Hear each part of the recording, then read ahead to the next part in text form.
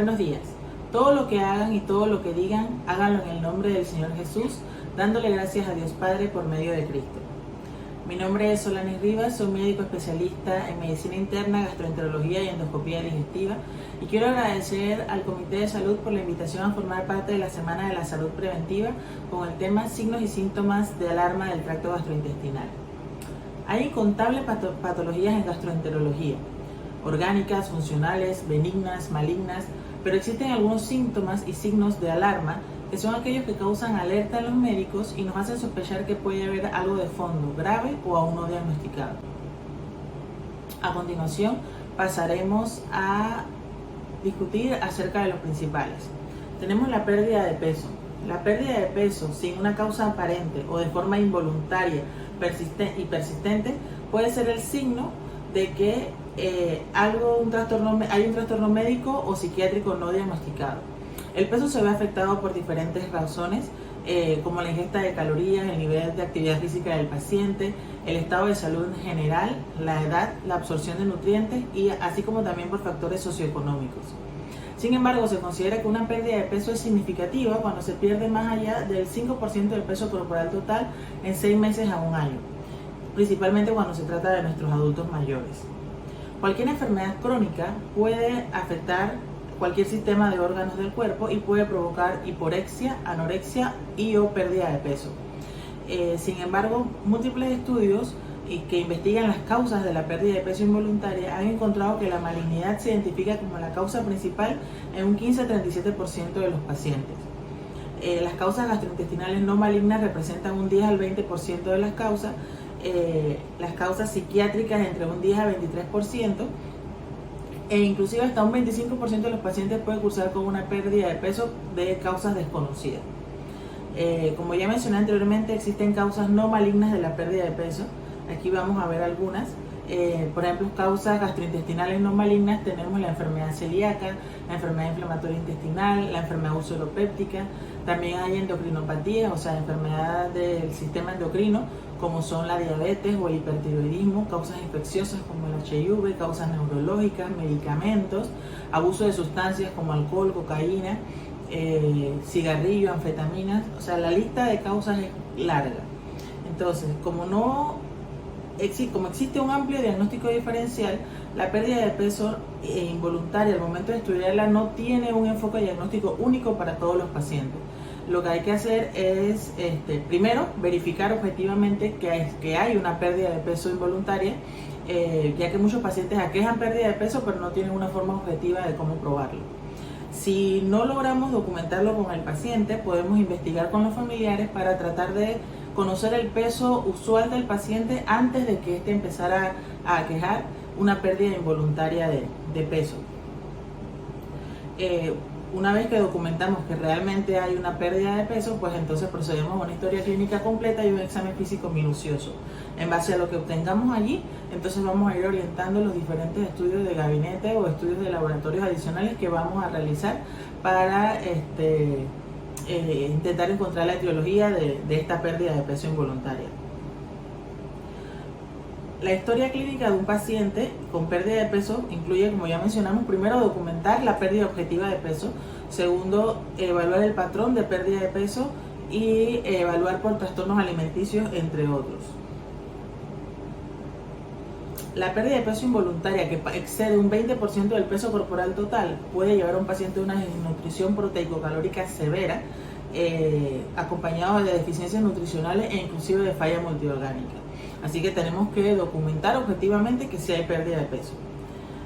Posteriormente debemos documentar si el patrón de la pérdida de peso, es decir, la duración, y si hay fluctuaciones ya desde hace algún tiempo en el peso del paciente. La pérdida de peso reciente en una persona cuyo peso se ha mantenido estable durante muchos años y la pérdida de peso progresiva son aquellas que más preocupan y requieren de un abordaje médico inmediato. Otros factores que tenemos que considerar es si el paciente ha estado perdiendo el apetito, esto se llama hiporexia. Hay que evaluar la ingesta calórica diaria de los pacientes, así como su nivel de actividad física. Investigar por trastornos alimenticios como la bulimia o la anorexia nerviosa. Investigar por síntomas asociados por el uso de todos los medicamentos que está ingiriendo el paciente. e inclusive factores socioeconómicos. Síntomas asociados como por ejemplo el dolor abdominal, la diarrea, el sangrado, los vómitos, la disfagia, las náuseas, todos estos síntomas tenemos que documentarlos si están presentes y asociados a la pérdida de peso involuntaria.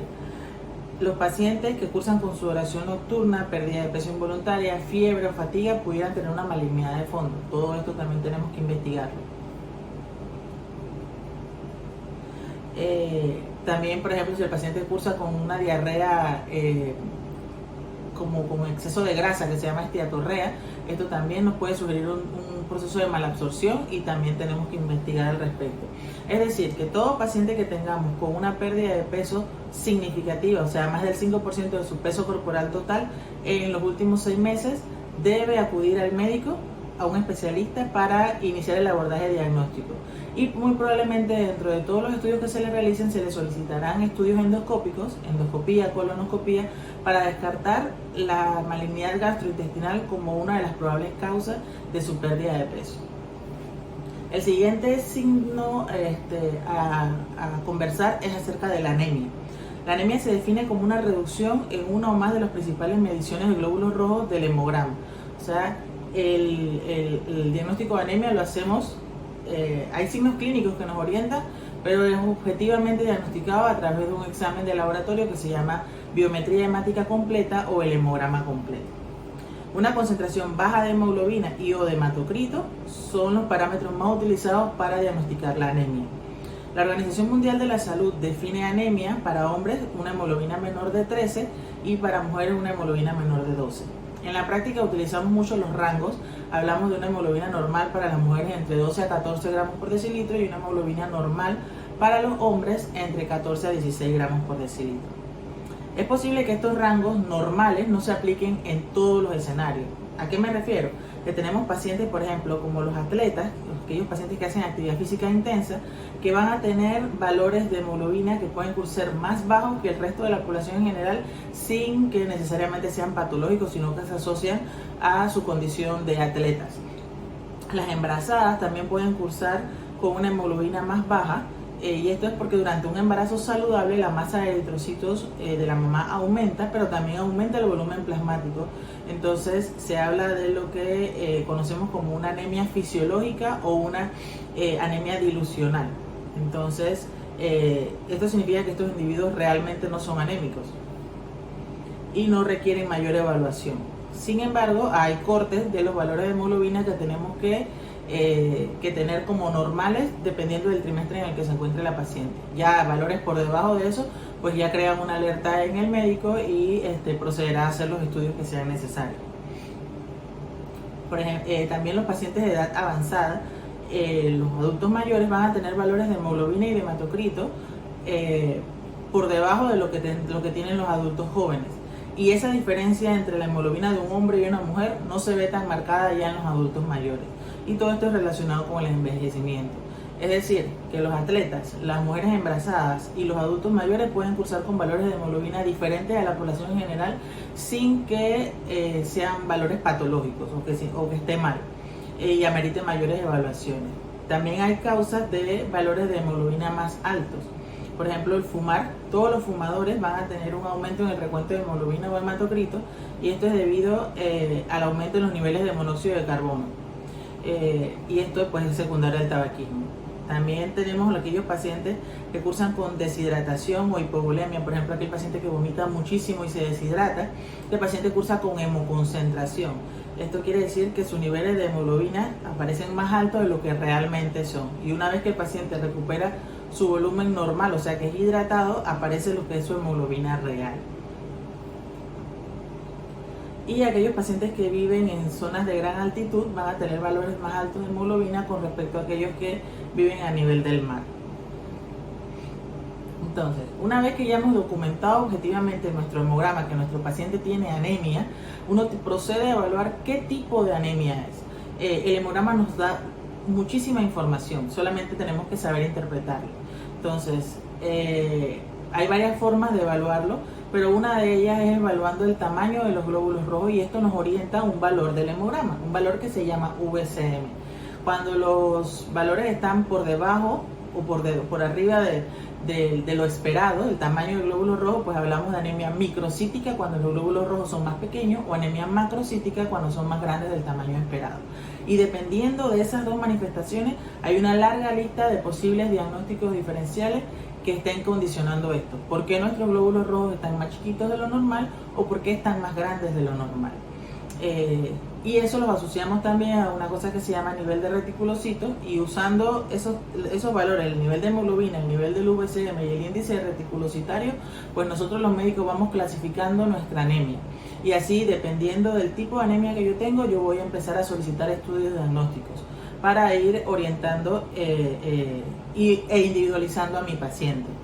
Por ejemplo, desde el punto de vista de gastroenterología, aquellos pacientes que cursan con anemia microcítica, o sea, los glóbulos rojos pequeñitos, y que se les documenta una deficiencia de hierro, estamos hablando de una anemia ferropénica, anemia por deficiencia de hierro.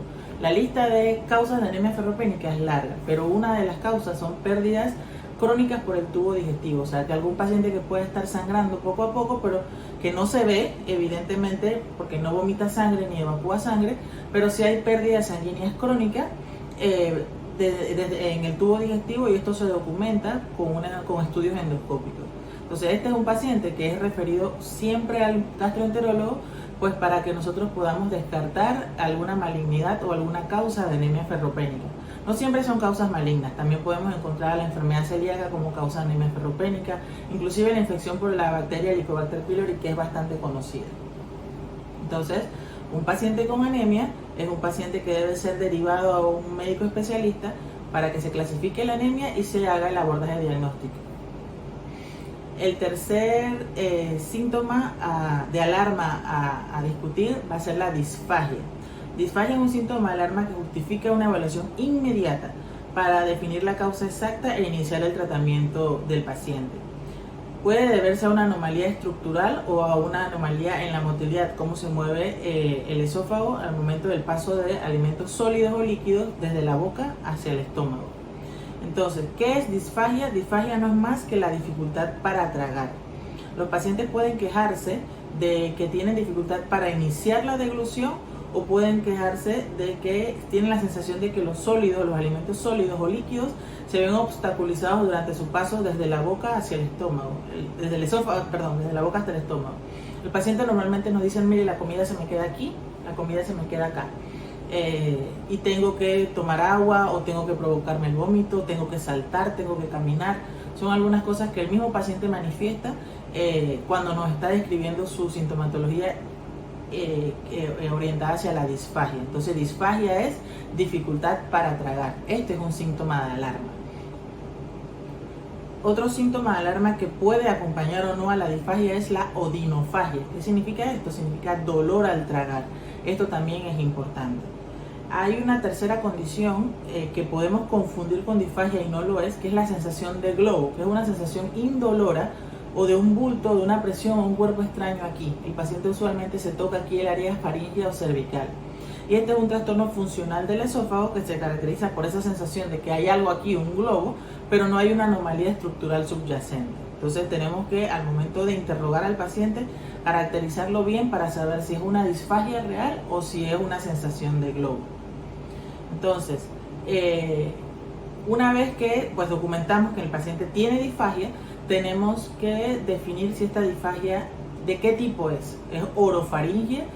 Usualmente es el paciente que nos dice: la comida se me queda aquí, o me cuesta tragar aquí, aquí es donde me molesta. O es una disfagia esofágica, que no, yo trago bien, pero la comida se atora aquí, se me atora acá. Entonces, esa clasificación es importante, porque dependiendo del tipo de disfagia, así van a ser las posibilidades diagnósticas y el abordaje que vamos a realizar. El inicio agudo de una incapacidad para tragar sólidos o líquidos, incluyendo las secreciones, o sea, incluyendo la saliva, sugiere que hay una impactación por un cuerpo extraño en el esófago, y esto requiere una evaluación inmediata. Usualmente estas impactaciones son casi siempre alimentarias, a menos que el paciente nos diga: mira, me tragué una moneda, me tragué un platillo, pues, diferentes cosas, ¿no? Pero usualmente es más frecuente: estaba comiendo un pedazo de carne y siento que la carne se me quedó aquí y ahora no puedo ni tragar la saliva. Esto sugiere una impactación alimentaria y es una urgencia. El paciente que cursa con esto tiene que ir prontamente a un cuarto de urgencia y ser evaluado de inmediato por un gastroenterólogo. Una vez que documentamos que la disfagia no es aguda, sino que ya los síntomas tienen cierto tiempo de evolución, entonces pues vamos a empezar la evaluación diagnóstica de nuestros pacientes. Tenemos que documentar, como ya mencioné, si la disfagia es orofaringia o si la disfagia es esofágica. También siempre preguntamos por síntomas asociados. Por ejemplo, aquel paciente que se queja, además de disfagia, de ardor en la boca del estómago, de pérdida de peso, de que ha vomitado sangre, si encontramos anemias en los laboratorios, si el paciente te dice que se le regresa la comida no digerida, pedazos enteros de comida, si tiene o no síntomas respiratorios. Todo eso tenemos que documentarlo. Por ejemplo, aquel paciente que dice que tiene un ardor crónico en la boca del estómago, además de la disfagia, pudiera ser que tenga una complicación del reflujo gastroesofágico, como una esofagitis erosiva, una estenosis péptica o inclusive un cáncer de esófago. Pero normalmente aquel paciente que tiene una estenosis péptica, que es una estenosis por el reflujo, o sea, estenosis es que se disminuye la luz del esófago por la inflamación, por el reflujo, normalmente este paciente no tiene pérdida de peso, pero sí puede tener dificultad para tragar y el dolor torácico, entre otras sintomatologías. Sin embargo, aquel paciente que pensamos que puede tener un cáncer de esófago, normalmente los síntomas son más crónicos, además de la dificultad para tragar, tiene una pérdida de peso, podemos encontrar anemia en el hemograma, puede o no vomitar sangre. Entonces, dependiendo de la historia clínica que nos da el paciente, así mismo es el diagnóstico que nosotros vamos a poder realizar. Entonces, también tenemos algo que se llama disfagia intermitente, o sea que el paciente dice a veces me atoro, a veces no me atoro. Esto se puede ver en una condición que se llama esofagitis eosinofílica, o también cuando hay anillos o membranas a nivel del esófago o alguna anomalía vascular. Para todo esto es importante que el paciente sea referido prontamente con un gastroenterólogo y hagamos oportunamente los estudios endoscópicos, o sea, una endoscopía, se toman o no biopsias del esófago y documentamos entonces cuál es la causa de la disfagia. El siguiente síntoma de alarma a tomar en cuenta es el sangrado. Este es un síntoma que usualmente el paciente no pasa por alto y rápidamente acude a una evaluación médica. La hematemesis, vomitar sangre, sugiere una hemorragia alta. Nosotros llamamos proximal al ligamento de Treitz. Esto es una ubicación anatómica. La presencia de sangre franca sugiere que la hemorragia es moderada a grave, que puede estar aguda, o sea, en este momento. Mientras que cuando vomitamos sangre oscura, sangre como negra, sangre como parecen restos de café, esto sugiere una hemorragia más autolimitada o que ya pasó pero que no está pasando en este momento. La presencia de otra manifestación, eso se llama hematemesis, ya sea hematemesis de sangre roja franca o de borras de café, que es la sangre oscura, negra. También tenemos otra manifestación de sangrado que es cuando el paciente evacúa negro, esto se le llama melena. Las heces negras alquitranadas y con un olor característico. Cuando tenemos melena, en el 90% de los casos pensamos que el sangrado es alto también. Cuando me refiero a alto, es sangrado proveniente del esófago, del estómago o del duodeno, que es la primera parte del intestino delgado. Sin embargo, podemos tener melena, o sea, heces negras, y que el sangrado venga del intestino grueso, o sea, que el sangrado sea bajo. Esto puede pasar también. Todo esto nos va para poder definir de dónde es, nos ayuda mucho la historia clínica y los laboratorios del paciente también. Otra manifestación de sangrado es la hematoquesia, que son la sangre roja o la sangre rojo-vino oscura en las heces. Esta generalmente se debe a una hemorragia digestiva baja. Cuando hablamos de baja nos referimos a una hemorragia por debajo del ligamento de Treitz, estamos hablando del intestino grueso principalmente. Sin embargo, puede haber una hemorragia digestiva alta que se manifieste como hematoquesia, que el paciente evacúe sangre roja como si acabaran de cortarse. Y esto nos sugiere que es una hemorragia grave que está pasando en este momento y el paciente normalmente va a tener compromiso hemodinámico, o sea, va a estar hipotenso, las palpitaciones del corazón van a estar aceleradas, va a tener taquicardia y este es un paciente que amerita una evaluación urgente. Cuando tenemos un paciente con sangrado digestivo, pues como en todos los casos, siempre es importante la historia clínica. Tenemos que investigar el escenario en el que se dio el sangrado, si el paciente tiene o sufre o no de alguna otras enfermedades, qué medicamento ha estado tomando, qué estaba haciendo, si estaba ingiriendo o no licor, si estaba tomando medicamentos como los antiinflamatorios no esteroideos, lo que llamamos AINES. Estos medicamentos se pueden asociar a úlceras, ya sean del estómago o del duodeno. Nos interesa también si el paciente ha estado perdiendo peso, además del sangrado, si ya eso nos hace pensar que puede haber una malignidad de fondo. Hay otros medicamentos como los antiagregantes plaquetarios o los anticoagulantes, también pueden predisponer a sangrado. Nos interesa investigar al respecto. Y medicamentos como por ejemplo el peptobismol, que es el bismuto, o el hierro. Estos medicamentos pueden causar unas heces negras, pero no son melena. Entonces no significa que el paciente está sangrando, sino que es secundario al medicamento. Tenemos que investigar al respecto. Siempre preguntar si el paciente está ingiriendo alguno de estos medicamentos.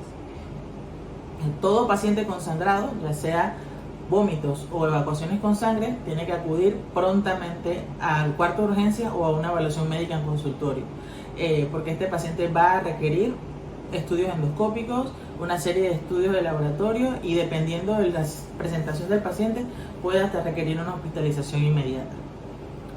El siguiente síntoma a discutir son los vómitos. Los pacientes que tienen vómitos agudos, o sea que tienen un par de horas vomitando o tienen algunos días con vómitos, normalmente acuden a un cuarto de urgencia. Pero aquel paciente que tiene síntomas ya más crónicos, con frecuencia lo que hace es consultar a nivel de consultorio. Los médicos del cuarto de urgencia, que cuando se les presenta a un paciente con vómitos persistentes, pues tienen que descartar las causas más graves que requieran atención inmediata, pensar en una obstrucción intestinal, una isquemia mesentérica, una pancreatitis aguda e inclusive un paciente que se está infartando puede manifestarse con vómitos persistentes. Sin embargo, tanto aquel paciente que va a urgencias como el paciente que consulta por náuseas y vómitos a nivel de consultorio, hay que investigar tres cosas importantes. Tenemos que buscar la causa y determinar si los síntomas son agudos, un par de horas o días, o si el paciente ya tiene síntomas crónicos, por lo menos más de un mes de estar con vómitos. Hay que identificar si cursa con alguna complicación de los vómitos como deshidratación, desequilibrio hidroelectrolítico, hipocalemia, alcalosis metabólica. Y pues debemos dirigir la terapia según el diagnóstico. Como siempre, en la medicina, historia clínica y examen físico minucioso. En la historia clínica, investigar por si el paciente consume drogas como los opioides o el cannabis que se pueden asociar a vómitos, si el paciente cursa con dolor abdominal y dónde está ubicado el dolor abdominal. A veces el paciente con vómitos y dolor abdominal aquí del lado derecho del abdomen puede tener problemas de piedras en la vesícula como causa de los vómitos. El paciente que tiene vómitos y además tiene dolor y distensión abdominal, uno tiene distensión, o sea el abdomen abultado, aventado, amerita una evaluación urgente porque puede tener una probable obstrucción intestinal. El paciente que vomita sangre, pues ya mencionamos, entre las causas de los vómitos con sangre, una úlcera, malignidades, cáncer, varices esofágicas, que se ven en los pacientes cirróticos, malformaciones vasculares. La lista es larga, amerita evaluación urgente. Aquella paciente embarazada y con vómitos, paciente joven en edad fértil y con vómitos, embarazo es una posibilidad. Y así, la lista es larga, ¿no? Aquel paciente que cursa con náuseas y vómitos crónicos, que después de una amplia evaluación, una historia clínica completa, un examen físico minucioso y exámenes de laboratorio básicos, no se le encuentra una causa, va a requerir una endoscopía para descartar que no tenga una obstrucción gástrica o algún otro trastorno que requiera un tratamiento específico. Sin embargo, la endoscopía también puede salir normal y quizás la causa de los vómitos o náuseas del paciente es funcional. Entonces amerite otros estudios que ordena el gastroenterólogo para documentar qué es lo que está pasando y por qué el paciente cursa con estos vómitos persistentes. En la historia clínica del paciente también es importante para nosotros como un dato de alarma el antecedente heredofamiliar de cáncer. Aquel paciente que tenga familiares de primero o segundo grado de consanguinidad, hermanos, papá, mamá, que han tenido cáncer de esófago, cáncer de estómago, cáncer de colon, cáncer de páncreas, son antecedentes importantes para nosotros y la edad a la que esos familiares se les presentó la malignidad. Eso va a condicionar un riesgo adicional para nuestro paciente que tenemos que tomar en cuenta. Pues ya hemos mencionado varios de los signos y síntomas de alarma que nosotros siempre buscamos en la consulta médica, independientemente de por qué vino el paciente, pues siempre interrogamos al respecto porque nos sugiere que algo más puede estar pasando de fondo. Un signo clínico que vemos en el paciente que también es importante es la ictericia o la alteración en las pruebas de laboratorio del hígado y un paciente asintomático. Esto se llama hiperbilirrubinemia, ¿okay? Que tenga las bilirrubinas elevadas aunque el paciente no tenga síntomas. Entonces una ictericia y una hiperbilirrubinemia asintomática son problemas clínicos comunes que nos pueden ser causados por diferentes trastornos, como una obstrucción biliar, una hepatitis viral. Entonces el abordaje del paciente con ictericia comienza, como siempre, una historia clínica minuciosa, un examen físico detallado y estudio de laboratorio, pues para corroborar que hay un trastorno en la prueba de funciones hepáticas. Se formula un diagnóstico diferencial en base a lo que tenemos con los laboratorios y entonces vamos pidiendo las pruebas adicionales. Puede ser que estos pacientes, dependiendo de la sintomatología o de lo que uno está sospechando, no sean considerados como urgentes, pero sí hay condiciones médicas asociadas a la ictericia que son una urgencia médica, como por ejemplo una hemólisis masiva, que es que se estén destruyendo los glóbulos rojos. El paciente cursa con anemia severa y con ictericia. Ictericia es la coloración amarillenta de las escleras, de las mucosas de la boca. Las escleras son los ojos, y de la piel, es esta coloración amarillenta. No siempre que un paciente está amarillo es solo hepatitis, la lista de posibilidades es larga. Entonces, pero si pensamos que es hemólisis, esto es una urgencia. Si sospechamos que es una colangitis ascendente, o sea que es una infección de las vías biliares, de los conductos que bajan del hígado, esto amerita una evaluación urgente. O si pensamos en una falla hepática fulminante. Entonces todos estos pacientes necesitan una evaluación oportuna para poder hacer diagnóstico y dar tratamiento y salvar su vida. Si no es este el escenario, sino que es un paciente asintomático, solamente que se puso amarillo, pues entonces vamos a buscar cosas en la historia clínica que nos orienten a nuestro posible diagnóstico. Uso de medicamentos, ya sean medicamentos prescritos por algún médico o medicamentos que el paciente se ha recetado por sí mismo.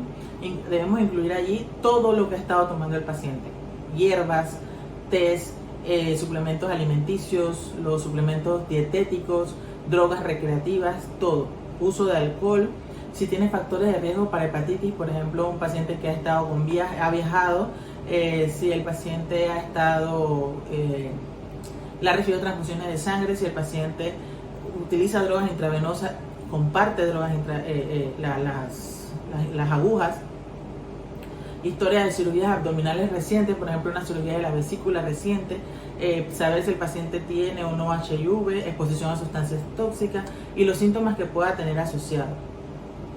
Por ejemplo, una historia de fiebre, particularmente con escalofríos, dolor del lado derecho del abdomen y antecedente o no de una cirugía biliar, nos puede sugerir que hay una colangitis, pus en la vía biliar, en los conductos que bajan del hígado. Esto es una urgencia. Síntomas como anorexia, pérdida del apetito, malestar general, mialgia, es un síntoma que todo esto aparezca primero y después el paciente se pone amarillo, uno sospecha que puede haber una hepatitis viral. El dolor en el cuadrante superior derecho, aquí del lado derecho del abdomen, e ictericia nos sugiere que puede haber una obstrucción extrahepática, o sea, de los conductos que bajan del hígado. Entonces, dependiendo de los síntomas del paciente, así mismo va a ser lo que nosotros vayamos sospechando y los estudios que vayamos a solicitar. Entonces, un paciente que se pone amarillo sin ningún síntoma asociado o con síntomas adicionales, pues necesita una evaluación pronta por un gastroenterólogo para determinar la etiología de lo que está sucediendo, que puede ser desde una piedra hasta causas malignas. Entonces la evaluación debe ser lo más oportuna posible. Ya para finalizar, pues existen muchísimos otros datos en el examen físico, en la historia clínica, que son importantes y relevantes para sospechar que algo más pueda estar pasando. Entre ellos, por ejemplo, la ascitis. Ascitis es el aumento es el líquido en la cavidad abdominal. Algún paciente que de repente note que su barriga progresivamente ha ido aumentando de volumen y no regresa. O sea, no es que me distendí, me siento aventado, lleno de gases y en un par de horas pues ya mi abdomen se bajó nuevamente a su condición normal. No. Aquel paciente que nota que el abdomen ha ido distendiéndose y que no baja, se le pone pesado, siente que se llena con poca comida, que se siente que come y vomita, pero y el abdomen está muy abultado. En este paciente puede tener ascitis y una de las causas de la ascitis pueden ser de malignidades del tubo digestivo, problemas del hígado. O sea, también, como mencioné anteriormente, pues las listas son largas y necesita una evaluación especializada urgente. El paciente que se palpa una masa en el abdomen prontamente debe acudir al médico. Un paciente que se encuentre un ganglio aquí, supraclavicular, arriba de la clavícula, una bolita, un ganglio es eso, una bolita que se palpa aquí o una bolita que se palpa al lado del ombligo. El paciente que se siente lleno, aventado, distendido persistentemente, asociado por ejemplo a pérdida de peso, a dolor en la boca del estómago, a vómitos con sangre. Todos estos síntomas nos orientan a que algo más pueda estar pasando y necesita una evaluación pronta por un gastroenterólogo. Bueno, muchas gracias. Esto es lo que tenía para comentarles ahora. Sé que es mucha información, pero pues quería resaltar lo más relevante, los datos que nos puede orientar a que algo más pueda estar pasando y que no debemos quedarnos en casa, sino buscar una atención especializada lo más pronto posible. A la orden, saludos y bendiciones.